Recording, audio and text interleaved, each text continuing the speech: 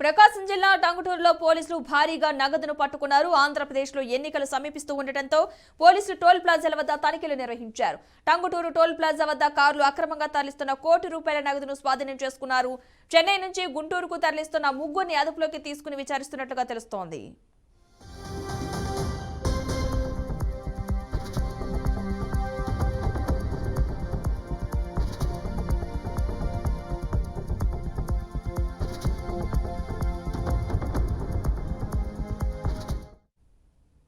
ప్రకాశం జిల్లా టంగుటూరులో పోలీసులు భారీగా నగదునైతే పట్టుకున్నారు. ఆంధ్రప్రదేశ్లో ఎన్నికలు సమీపిస్తూ ఉండటంతో పోలీసులు టోల్ ప్లాజాల వద్ద తనిఖీలు నిర్వహించారు. టంగుటూరు టోల్ ప్లాజా వద్ద కార్లు అక్రమంగా తరలిస్తున్న ₹1 కోటి నగదును స్వాధీనం చేసుకున్నారు.